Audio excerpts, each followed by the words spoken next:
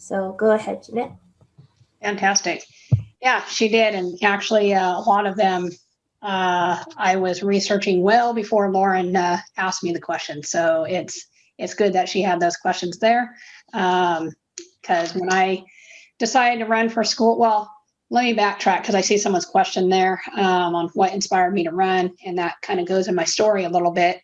So I'll get there in just a second. But first, I've been an educator for 23 years in the education system. I've been a teacher's assistant pretty much directly out of high school, working with foster youth kids who, as some of you may know or may not, foster youth go from home to home, which means they're going from school to school as well. And that is a huge disruption to their education. And so I was working with them with their reading, writing, and arithmetic skills. And that got me hooked because I originally wanted to go in pre-med and do a pediatric. I've always wanted to work with kids, but being a pediatrician, then I was like, maybe I'll be a pediatric physical therapist.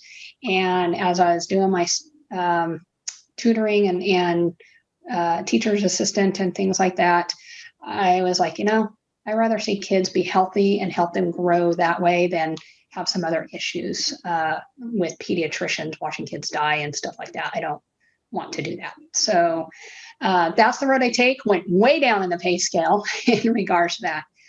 I then got my bachelor's degree from California State University, Sacramento in liberal studies, which is elementary education. So I was able to go through all the child development courses, which really helped me for the rest of my career. It set me up to understand the developmental phases of children all the way through adolescence. And then I moved during that time, once I got my bachelor's degree, I was substitute teaching because I had my daughter the last semester that I was in college. So I took 20 units the one semester I was pregnant, had her 3 weeks early because of all that stress, and then 19 units the semester after that. And finished college, then started substitute teaching because I wanted to be able to be at home with my kids, but also still have the opportunity to work.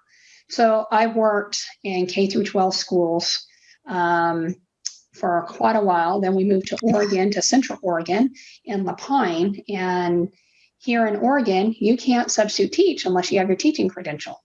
So that prompted me to go back to school, and Oregon State University had its very first cohort in the Cascade campus up in Bend.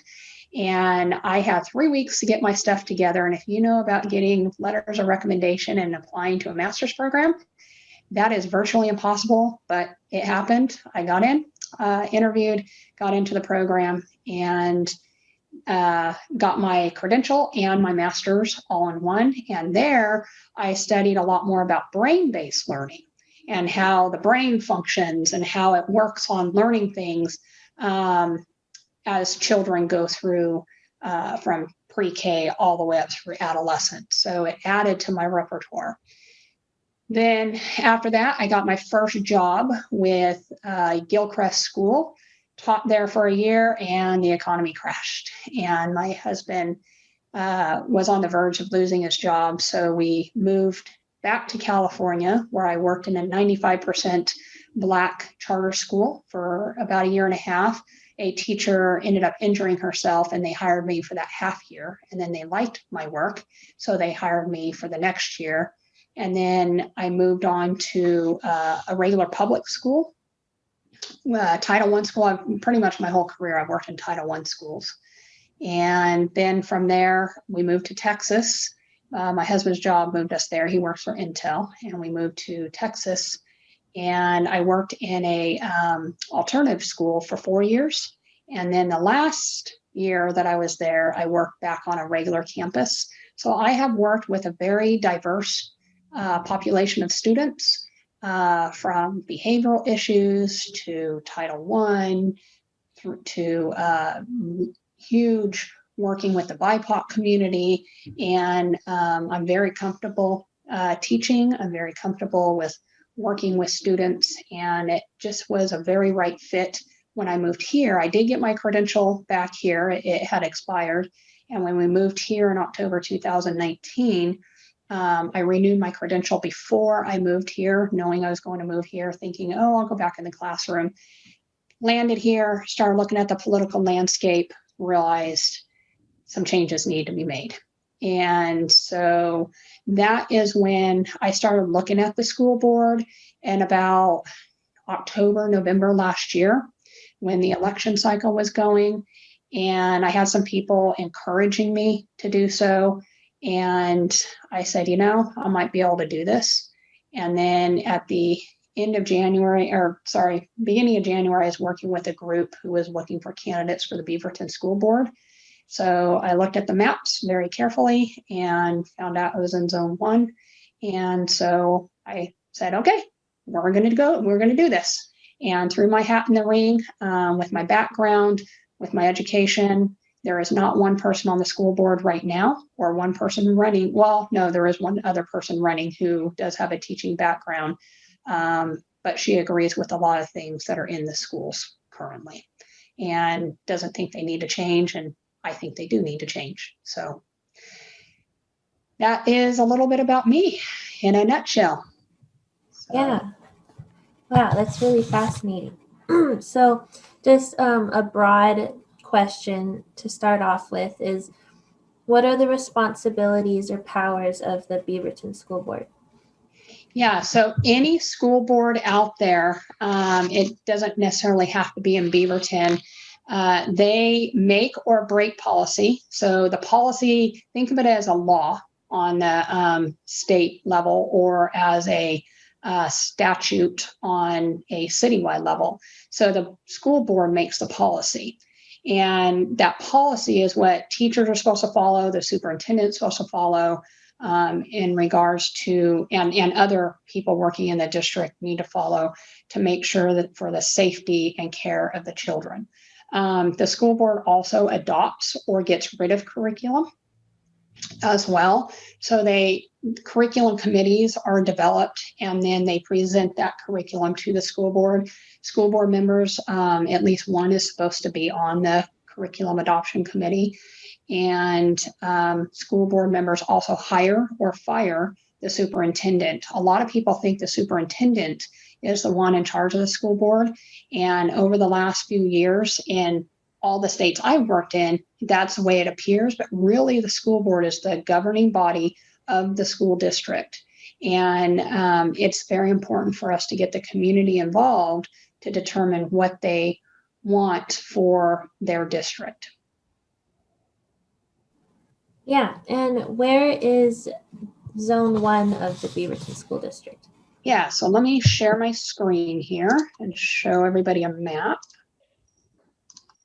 So this is I did a lot of evaluation of the maps, and so I added in these veins and rows because it was super, super light. And so right now, here's Zone 1. This is Highway 217 running through here with Southwest Denny, Allen Boulevard, Southwest Hall Boulevard, all the way down 121st. That's where I live, and over here. So I'm on the very tail end of this Zone 1 here. And so this zone is up for election right now. Zone 4 is up for election. Zone 5 is up for election. And Zone 2 is up for election. And currently, Leanne Larson and Susan Greenberg, who will be my opponent, are the only two remaining.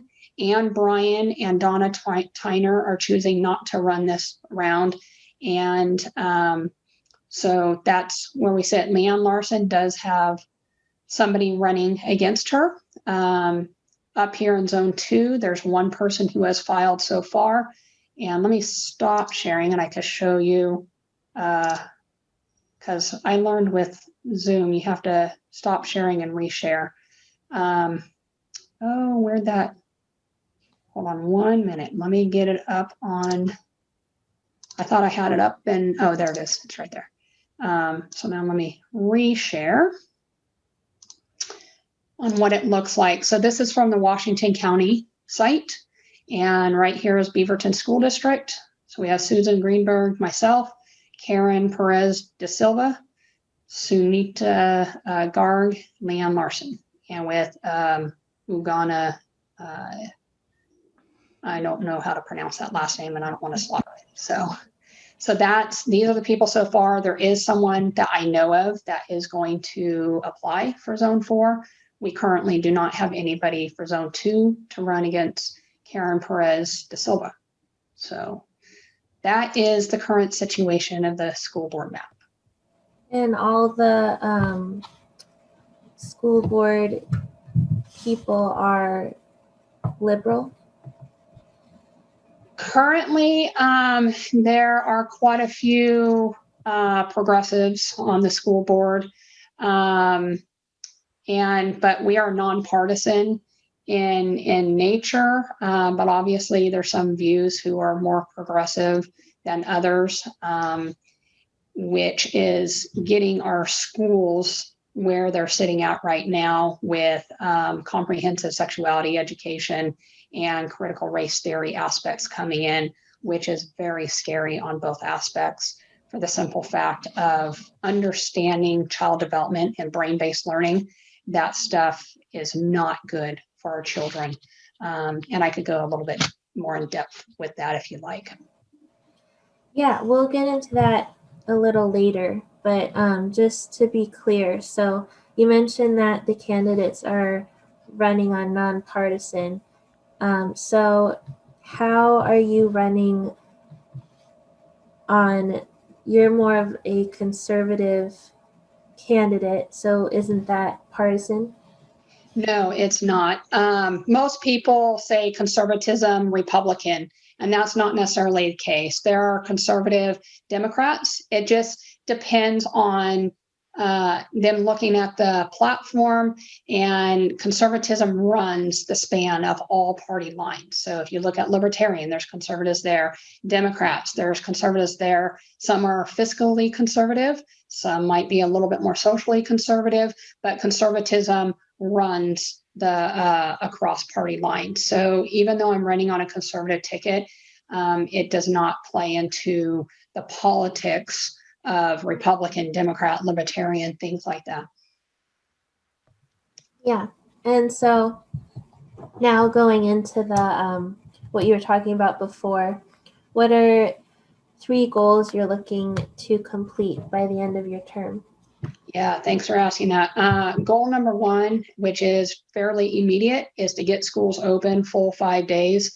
There's a lot of discussion around this with the loss in educational opportunities, the loss in learning that's going on. I just read an article today that a study that came out from, I think it was Stanford, that was talking about 30% reduction in reading ability for 3rd graders. And that is not good when it comes to school, because that just widens the gap.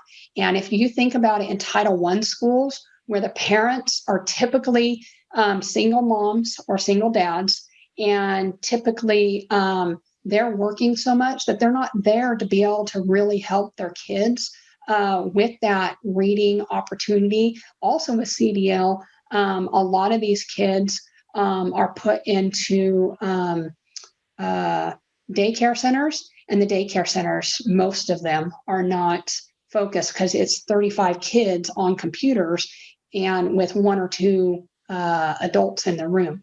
So we are having great learning losses here. So we have to get kids back in. There's also a huge spike in suicidal ideation, huge spike in eating disorders. And so the social, emotional, academic, mental, all that, we have to get kids back into school full 5 days. And hopefully OSHA and OHA relaxes the restrictions next week from 6 foot to 3 feet, and makes it to where they could have more interactions beyond 100 individuals at schools. If they do that, we could get all kids back into schools. My next goal, a little longer, well, the next couple goals longer term, and I think they'll span a little bit longer than 4-year term. And so the first one is to get politics out of education and social agendas out of education. they have no place in education. Children's minds are young and they're impressionable. And when we have curriculum like comprehensive sexuality education, which asks kindergartners and third graders and eighth graders to question their sexuality, that is not okay. Their brains are not fully developed. In kindergarten, they barely know the difference between a boy and a girl. In third grade, from what I've been reading from the Great Body Shop, well, let me backtrack. In kindergarten, they're teaching them the anatomical names. First of all, sexual education at that age, from kindergarten through fourth, fifth grade, should be in the home. It needs to lie in the responsibilities of the parents or the families, wherever the child lives. And in kindergarten, they're teaching the anatomical parts. And that's not the role of school. That's not the role of public education. In third grade, they're teaching them that touching themselves is okay with the bathing suit on, things like that. The things that I've seen with my own eyes is absolutely astounding. Now, do we need sex education in schools? Yes, we do. But it needs to be health classes and biology classes at the older grade levels. I would say fifth grade, the lowest, up into high school. And parents need the option to opt their children out if they don't want it, because there are a lot of different values and religious views and things like that. And we need to respect all parents, because public education is for everybody. Then the last goal is to increase career and technical education. Beaverton, once upon a time, as I've been doing my research and talking to older folks in the district who have been around for many, many years and had kids graduate, and some of them graduated themselves from Beaverton schools, used to have a very robust career and technical education program. We're talking about wood shop, metalworking shop, cosmetology, mechanics, medical aspects. And when the pendulum shifted, about when I started getting into high school, so in the 90s, it shifted to more of college and college readiness. Well, there are kids out there who are dropping out of school because they absolutely are bored with school. They don't like the reading, writing, arithmetic, which they need, obviously. But if they had career and technical education courses, then we would retain them more. I was just looking at the statistics earlier today before I went out block walking on the graduation rates, and they're roughly about 86% overall. But if you break it down with the different race and ethnic groups, the BIPOC community has a lower graduation rate than, let's say, the Asian or white community. And that we have to turn around. And how do we do that? With career and technical education. When I worked in Texas, we had a very robust career and technical education program in the district I worked in. And kids were graduating with cosmetology degree, with their medical billing or medical transcribing, not degree, sorry, certificates, their mechanic certificates. That means they're immediately employable upon graduating high school. And that's what we need here in Oregon. Not only that, Oregon is the bottom half educationally. I've seen it anywhere from fifth from the bottom to 36, rated 36. So we're somewhere in between there. It's the bottom half. And we need to get our educational system up, and Beaverton School Districts can be the leading road to that, with being the third largest district in the state. Yeah. And you mentioned some of the problems within the Beaverton School District. Could you expand on some specific problems and why they're problems? Yeah, so this last week, Beaverton School District just had a community discussion around race, is what they talked about. And I signed up for two different sessions. There's the first session, then you have the breakout session with just the students, and then the last session. And the first session I went to was questioning your whiteness, or something about whiteness. in there, and I was absolutely appalled with what they were teaching. It comes from critical race theory, which is a cancer throughout our whole entire country right now. And it used to just be in colleges. It's now going down to our schools, all the way down to kindergarten. I've talked to several teachers in the district who do not like what they're being taught. Critical race theory itself is racist. It is very divisive. It is a U-turn from the civil rights era, and we need to stop it. And that is one thing that I'm looking at. And unfortunately, Beaverton School District has completely embraced this. Between that and then the second session I went to had to do with why Black Lives Matter organization curriculum, their education curriculum, is important in schools with their 13 precepts. And the first thing they did in this particular breakout session was put up these questions of agree or disagree. And they're worded in such a way where it's like, yeah, I agree to that. Every single one of them I agree to. And then they tied them to the Black Lives Matter concepts. But those concepts are civil rights concepts, and they're twisting them. So they're taking a truth and adding in some lies into there. And that is not okay. And for anybody to have to question who they are because of their skin color, their ethnicity, their gender identification, anything, we should not be having anybody question that to belittle them. Schools are becoming very divisive and not safe havens of learning like they should be. And we have to get that out of our schools. I am very much an advocate for the civil rights movement and how they did it back then. It wasn't perfect. We can definitely add to that, especially where we know or what we know now. But unity, tolerance, acceptance is what we need. And early on in my career, I had the privilege of going to the U.S. Holocaust Museum for 3 days. I was selected in the Pacific Northwest. Out of 25 applicants, only 3 got to go, and I was one of the 3 that was selected to go. And that teaching that I got about tolerance and acceptance of others and how to teach the Holocaust in a respectful manner, we need to do that across the board. And that even goes down to talking about slavery. Slavery has been around since pretty much the beginning of time when if you want to get into the biblical aspects of it, since the Cain slew Abel type of situation. He wanted to overpower someone else, and that's not okay. That's not how it's supposed to be.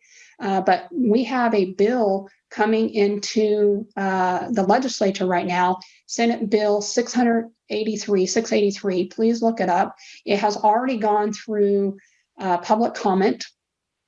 And so it may hit the floor to be voted on, which will completely disband the history that we teach in our current curriculum in all the school districts. And if the state legislature passes this bill of getting the 1619 project, which has been completely debunked, completely shown that it lies, basically, instead of saying our country began in 1776 with the Declaration of Independence, they're saying it began in 1619 when people started coming over to America and they wanted to have slavery and wanted to keep slavery. That is not the case. We have to get history back to teaching the founding documents, the founding fathers, and their intent. Their intent was to get rid of slavery. And I have a really good story about that if we have time later with Thomas Jefferson and his intent to get rid of slavery. Well before the Constitution was written and long before the Civil War. Yeah. And so you're obviously passionate about these, your values and the conservative policies. However, you're in the minority if you win on the school board. So how are you going to amplify and implement the conservative voice? Yeah, so what I'm finding on my first canvassing today, it went very well. A lot of parents are very concerned with what's going on right now.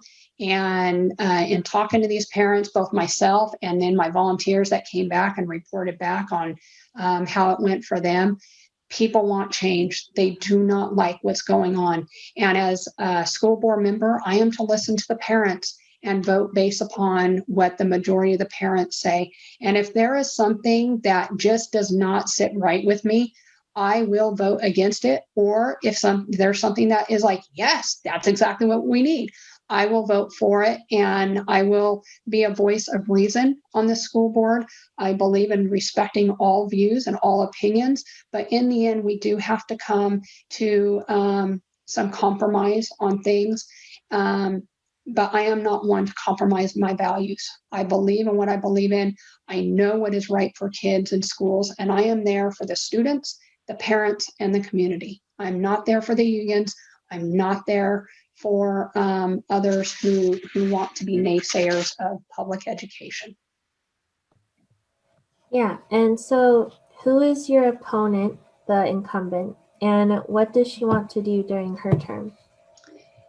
Susan Greenberg she's been on the school board for 8 years. I really don't know what she wants to do. I put a phone call out to her in January before I submitted my papers to run, and just like I did with all the current school board members. And Susan Greenberg has not called me back yet.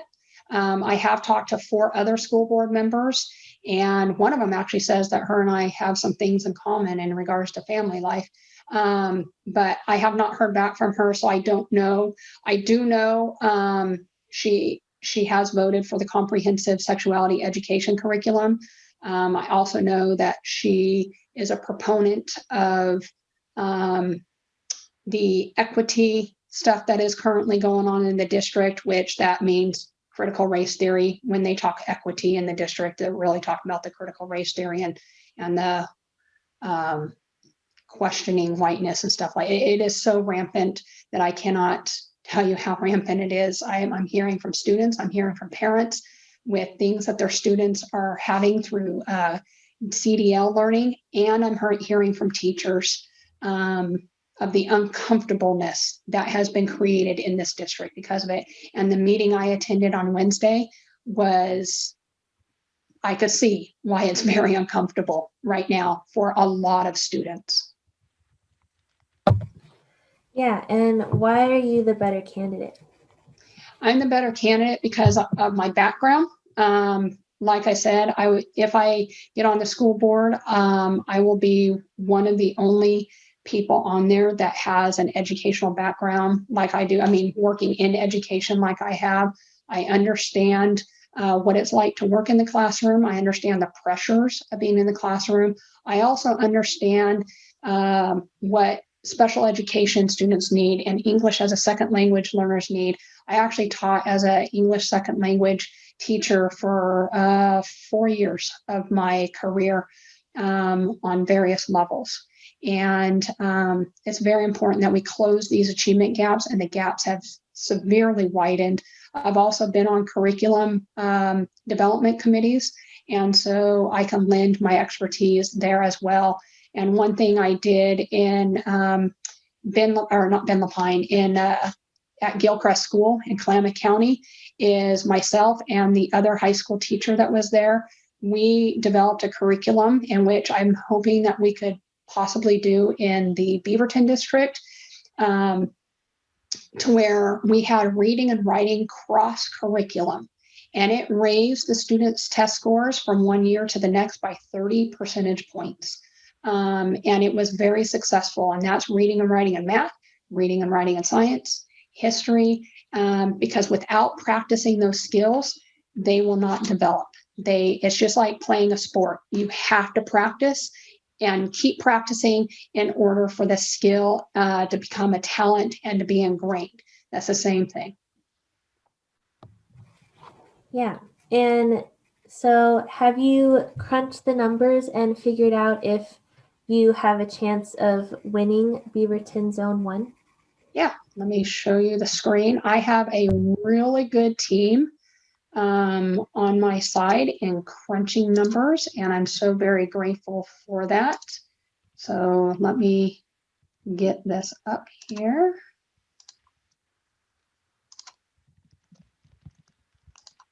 So this slide here, overall Beaverton School District electorate, there's 183,680 voters in Beaverton.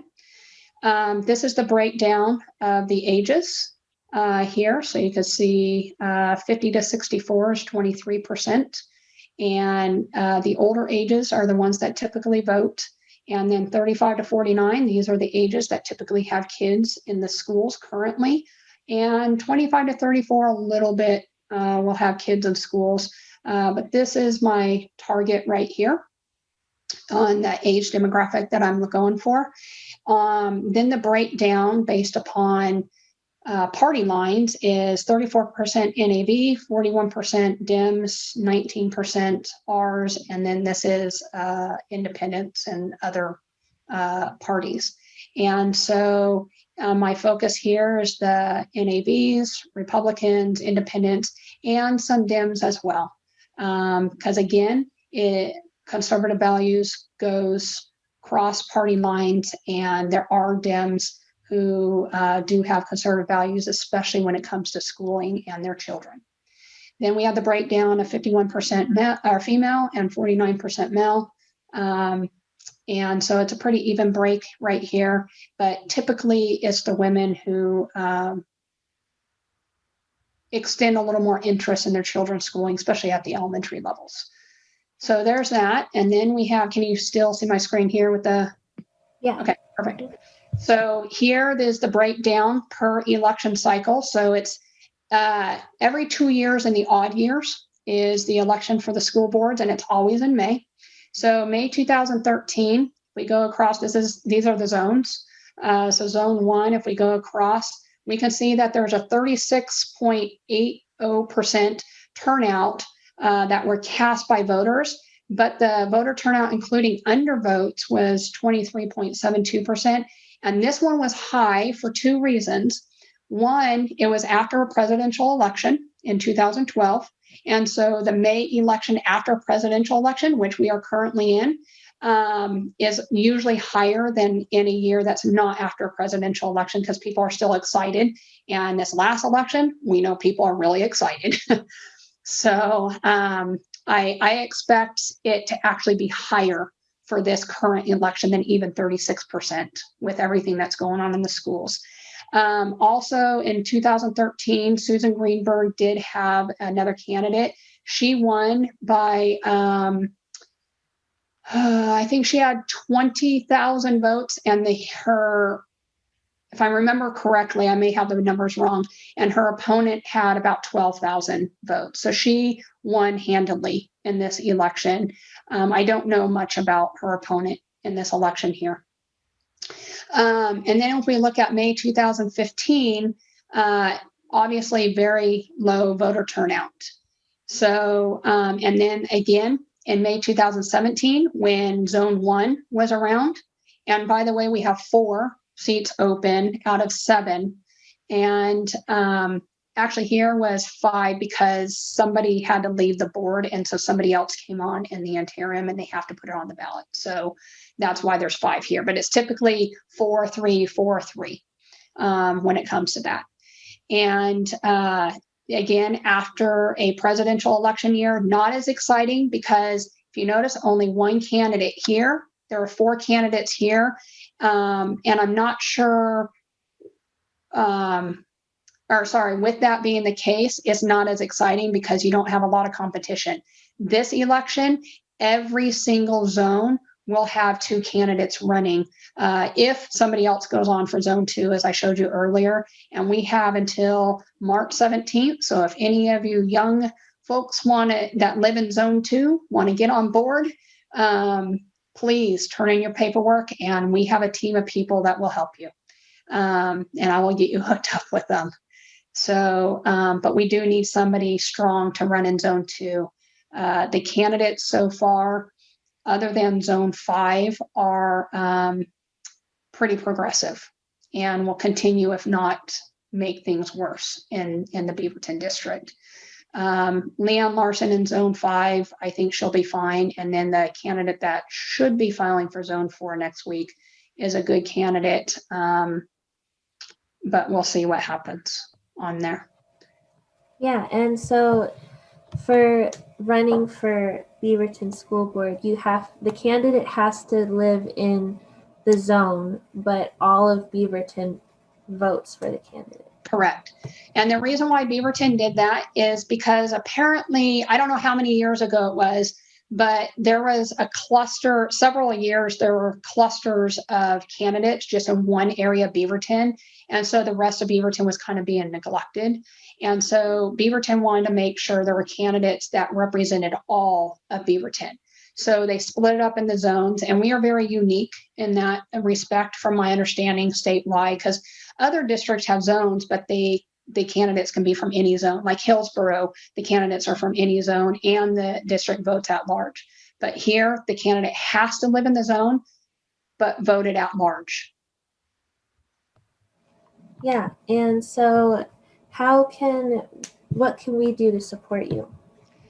Well, volunteer, lots of volunteer work. If you want to donate to my campaign, this campaign, I did my budget for it because I am running against an 8-year incumbent, and the union and others are going to be throwing a lot of money at this, since Beaverton is the 3rd largest district in the state, and they want to keep it progressive.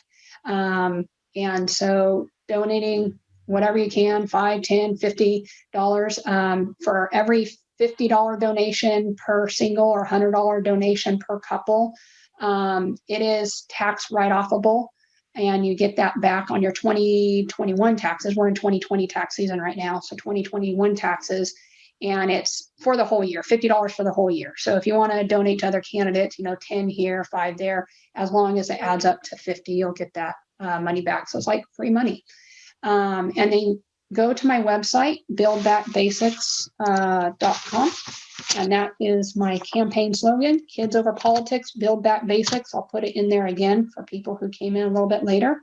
And you can donate there. You can sign up to be a volunteer.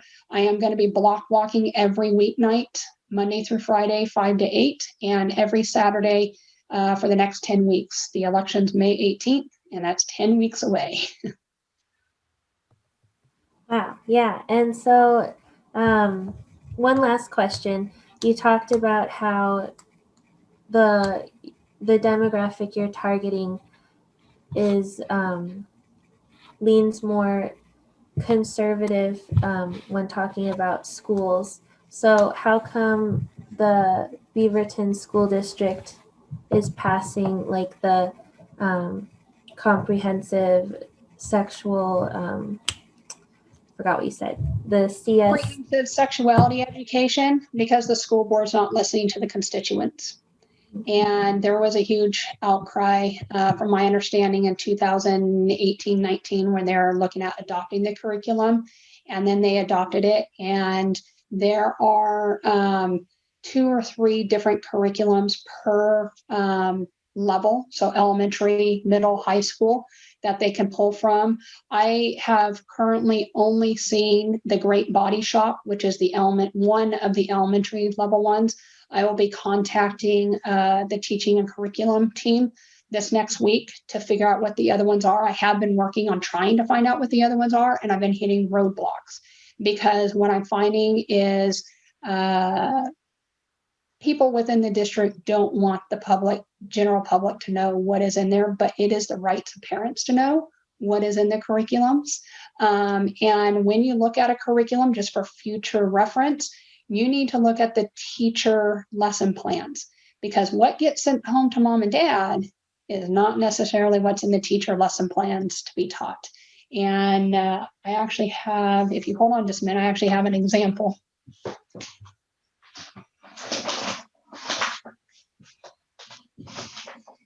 So all of this right here is the Great Body Shop. Oops, all that right there. Oh, you can't see it. Apparently it gets something with the screen, but this is the Great Body Shop. This is what gets sent home. I wish I could get it. Anyway, it's not going to show. This is what gets sent home, and it's very benign. It's not a big deal. But then you go and you look at a teacher's guide, and here's the teacher's guide. And it is filled with information that parents should not or would not want their children to learn. So stuff that goes home is benign. What's taught in the classroom when parents aren't there and can't see it is not. And sexuality education is typically taught in the spring. So we're coming up to that, and it's typically taught after spring break. So guess what's coming to your classroom near you? That's ridiculous. Okay, yeah. Well, that's all the questions I have. Let's turn it over to audience questions. All right, Do you have guys. any, Steven? Okay. So I've got a quick question for you. It's been something that I've been thinking about as we've been going through some of the questions or answers you've been talking about. When we talk about the idea of critical race theory, I really wanted to find out, especially since there's been a few things that you've said, like, or there's been a few things brought up about different ethnicities and things like that. When I look at the Beaverton School District's student handbook, it talks about a policy of non-discrimination.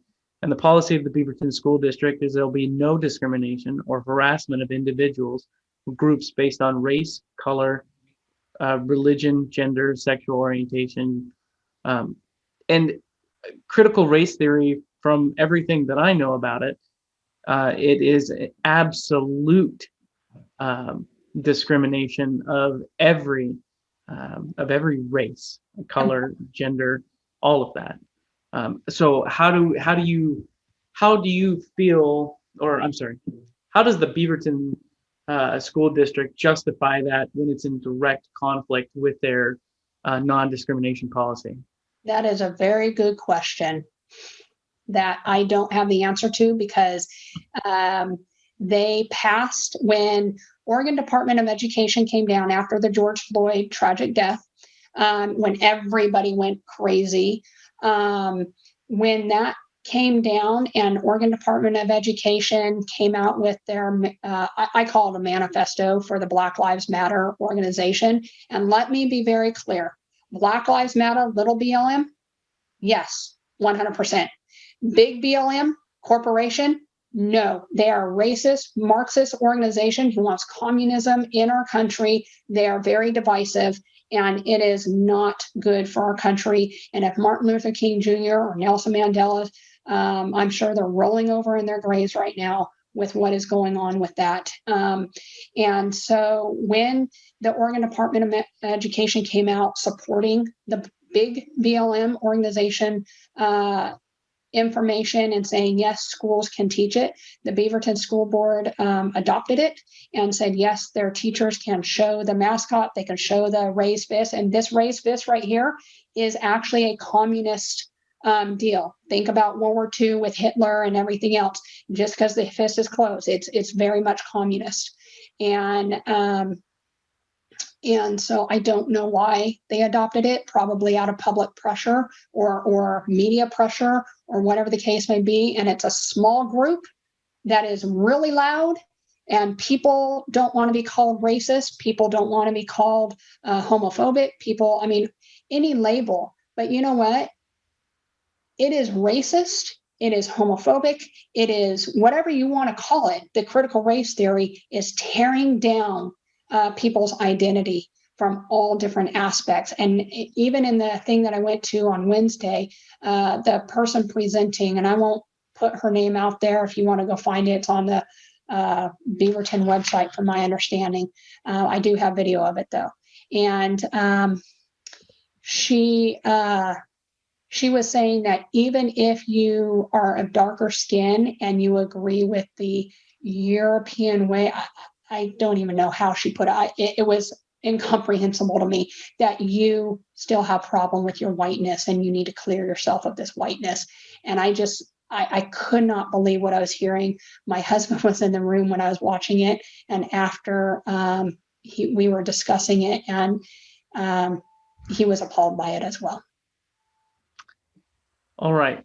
So another question that we have coming in is, it seems to me that many of the insane policies trickle down from OSEA.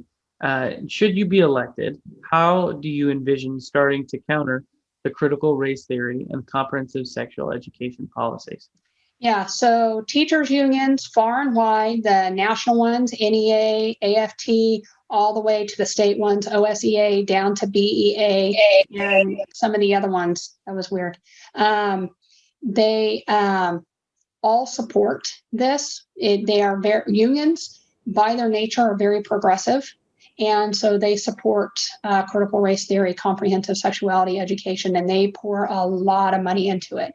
When I was paying my own hard-earned dollars to the teachers unions, and then when I needed their help on a particular situation, I learned very quickly they love my money. They would not help me. And so I actually had to go outside of the teachers union. And at that point, because of the 2016 handing down from the US Supreme Court saying that you can opt out of being in unions, I opted out of being in a union and I quit paying my money in. There's other ways that teachers can protect themselves to where they don't have to be in the union. The unions are really not for teachers. They are not for students. They are not for parents. They are not for the community. They are for their own political push and gain. And they have tons of lobbyists at the national and state and local level.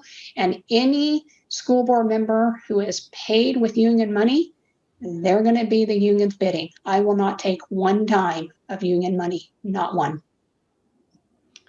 Thank you very much for that.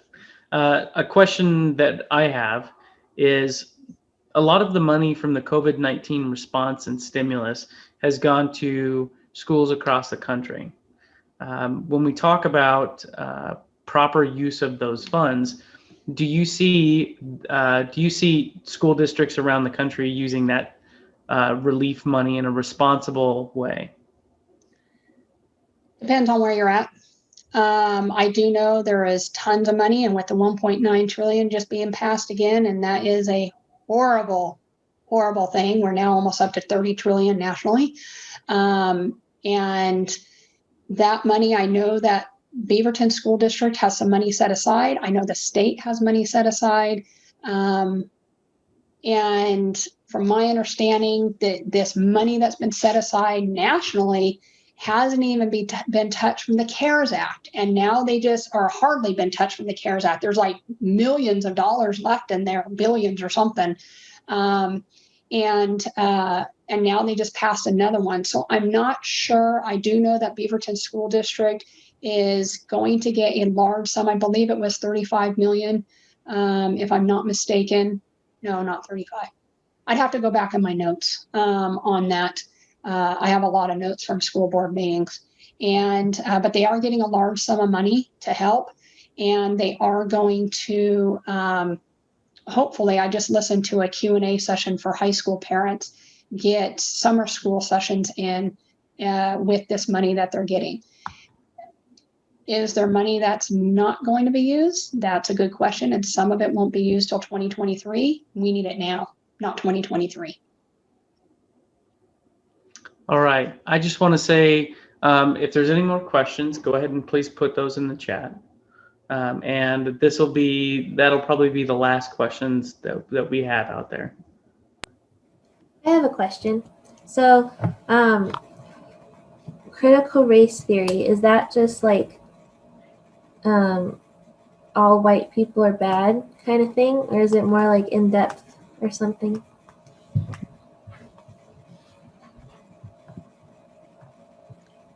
The surface of it is white people are oppressors. Anybody who's not white are the oppressed. That's the surface of it. As we dive a little bit deeper into it, and as I have personally dived a little bit deeper into it, it is coming out to be anybody who thinks of ranking systems, or anybody who thinks that the United States history as it actually happened, if you think that way, then you have white thinking. It does not matter the melanin of your skin. And I have seen Black and Hispanic or Latino and other ethnicities and races be called white, and they need to get rid of their white thinking despite the melanin of their skin. So It's basically, if you don't think the way the progressives thinks, you're racist, you're white, you need to get rid of that thinking.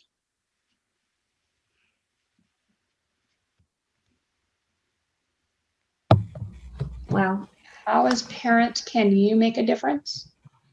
You talking about you or parents as a whole? I believe it's she's talking about how as parents as a whole can make a Yeah, great question. And I have been championing this for many, many years that I've been involved, not only in education, but in paying attention to politics for many years. And the school board is the most important governing body in your life. And then it goes to your city, then it goes to your county, then the state, and the national government. The national government has that much effect on your life. The school boards have that much effect on your life. And so going to school board meetings, and you can speak, depending on the school district, anywhere from 3 to 5 minutes on any topic you like. So if you see something that you don't like in a school district, even if it's not on the agenda, you can talk to it. And so if there's something that you do like and you want to speak on it, then let the school board know that you do like that. And bring your friends with you, because in any situation, any legislative situation from the school board, city, county on up, when you bring more people with you, it's a louder voice and you get heard more than if it's just one here, one there. And if you're not liking what you're seeing in the schools, and if you have little kids that are about ready to be in school, or you're thinking of having a family later on in life, think about what's going to happen in 5 years if we continue on this trajectory. Speak up now. I will say keyboard warriors get nowhere. Action seekers get everywhere. I love that. I think that's a great place for us to end our viewer questions. Lauren, I'll hand it back off to you. Yeah, so I just wanted to thank everyone, and Jeanette especially, for joining us this evening and sharing her experiences and what she hopes to accomplish when she wins. So thank you all for tuning in, and please check out our website, youngrepublicansoforegon.org, and consider donating. We to put on these interviews and train and such, we need money. So donations are greatly appreciated. And you can, if you want to get more involved, I posted the email in the chat. It's contact@wireoregon.org. We love to have you, and we'd love to see you at our next event and even our next planning meeting. We have meetings every Saturday night at 8 p.m. So thank you for joining, and have a good rest of your evening. And Lauren, can I say something? Because somebody was talking about Corvallis District. I've been working with candidates across the state for school board in Clackamas County and actually down in Corvallis area. And there are good conservative candidates all across the state. So no matter where you live, seek them out and vote for them, and donate to their campaigns as well, because they need it.